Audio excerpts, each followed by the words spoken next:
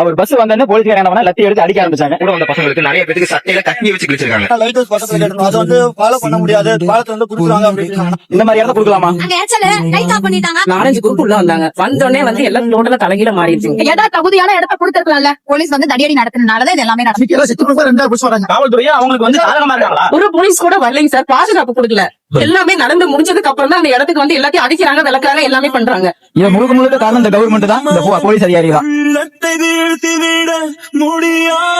என்ன காரணம்? செந்தில் பாலாஜி தான் காரணம், வேற யாரு காரணம்? உடனே செந்தில் பாலாஜி வந்து கை கொடுக்குறாரு. உங்களுக்கு எப்படி நியூஸ் தெரியும்? உடனே நீங்க வர என்ன கலவரம்?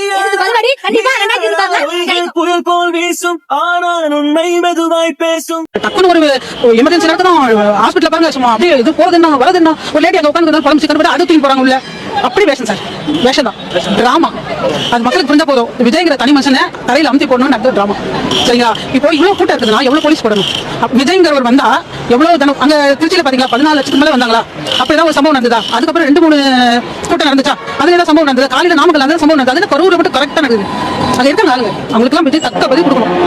நாங்க உண்மையிலே ரொம்ப மன உளைச்சல் இருந்தோம், என்னடா இப்படி பண்றாங்களே அப்படின்னு. அந்த நல்ல மனுஷன் வரணும், எல்லாத்தையும் விட்டுட்டு நான் வந்து உங்களுக்கு ஏதாவது நல்ல செய்ய வரேன்றவரை நீ வரக்கூடாதுன்னு அமுக்கி போட்டாங்க. ஏதோ பிரச்சனை கொண்டு வந்தாங்க, ஒரு பையனை தள்ளி விட்டாங்க அப்படின்னு. அந்த பையன் இல்ல, அது வேற பையன் வந்து இப்படி ஏதோ பண்றாங்க, நிறைய தாத்து கொடுத்தாங்க. எதுக்கும் ஒரு சைக்காம வராரு, அவர் மென்டல் டிப்ரெஷன் கொடுக்குறாங்க. அவர் எப்படி இருந்து நைட் நாங்க தூங்கல, நைட் 1 மணி வரை உட்காந்து பார்த்து அப்படி எங்களுக்கு அப்படி என்னடா இப்படி பண்றாங்க, வரமா போயிட்டு வர விஜய் என்ன வச்சு நிறைய பேர் சாப்பிட்டாங்களே, நம்ம அந்த மக்களுக்காக நம்ம கோவம் நினைச்சுட்டு கூட பயம் வந்துருச்சு.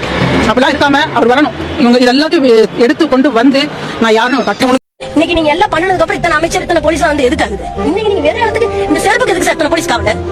இந்த செருப்புக்கு இந்த கிளம்பி கட்சி படிக்க எதுக்கு சார் காவல? இன்னைக்கு போறாங்க, பேசக்கூடாதுங்கிறாங்க, இத்தனை பேர் வந்து பாக்குறாங்க. நேரா என்ன பண்ணிட்டு இருந்தாங்க?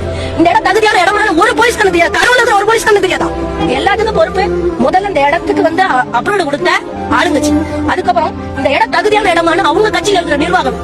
விஜய் சாருக்கு தெரியாது, நான் குத்தம் இல்ல, அவருக்கு விஜய் வேலை சார்ந்த தகவல் எங்க இருக்கு கூட தெரியாது. அப்ப அந்த பொறுப்பேற்று இந்த இடத்த ஓகே பண்ண மாட்டீங்களா? முதல்ல அவன் மேல பேச போட்டு அவன் நாளைக்கு இது மாதிரி ஒரு மீட்டிங் நடக்காம இந்த மாதிரி அரசியல் கட்சி மீட்டிங் நீ போனா குடும்பத்துக்கு 10 லட்சம் தேவைன்னா போங்க.